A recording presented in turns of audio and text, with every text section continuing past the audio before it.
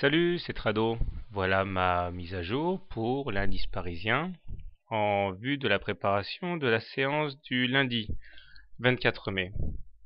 La séance d'aujourd'hui est très intéressante pour l'analyste technique car nous retrouvons des grands classiques aujourd'hui. Tout d'abord, la bougie du jour se solde par un magnifique doji.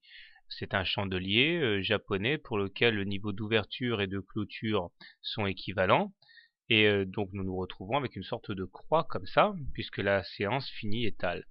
Euh, Encore plus intéressant, nous voyons que nous avons une très longue mèche basse, puisque cette mèche basse signifie que nous avons gagné énormément de terrain par rapport aux plus bas qui ont été touchés ce matin.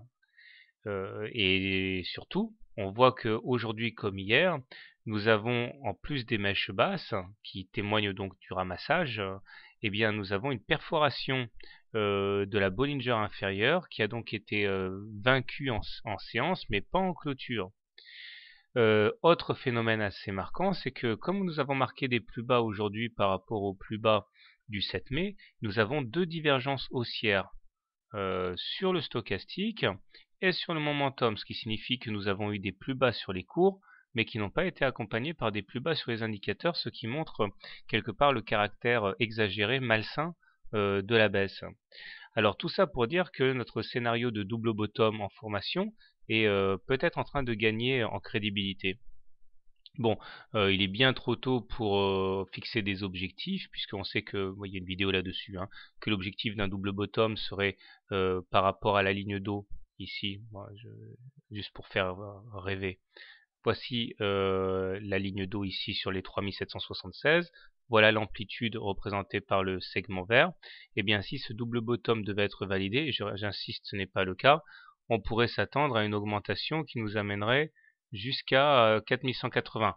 Bon, je le répète une dernière fois pour ceux qui sont vraiment pros à s'emballer, on ne peut pas le trader pour l'instant, mais à tout le moins on a des signes assez intéressants de rebond. Au-delà, techniquement, c'est toujours l'horreur, hein, puisque nous sommes en dessous de la M20 qui est décroissante, en dessous de la M7 qui est décroissante, ce qui signifie, vous l'avez compris maintenant, que ce sont autant de résistances à la hausse.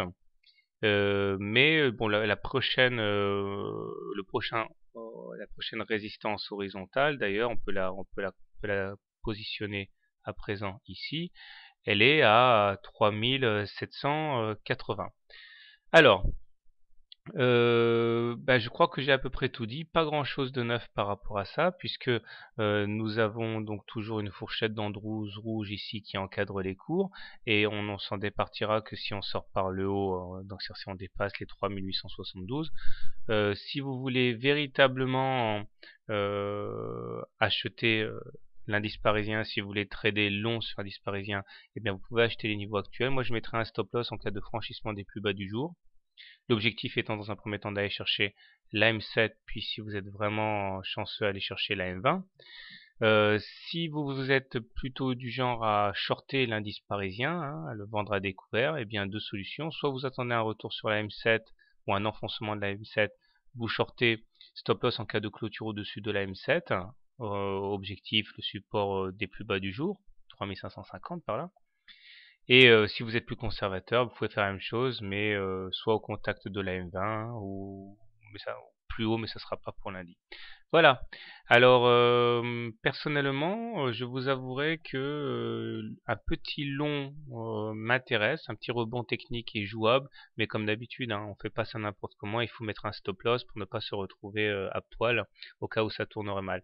Et là, c'est vrai que en fait j'ai déjà fait, hein, mais si je devais rentrer lundi, la perte potentielle par rapport au gain potentiel, si le double bottom devait se former, eh bien est vraiment très intéressant, très profitable je veux dire.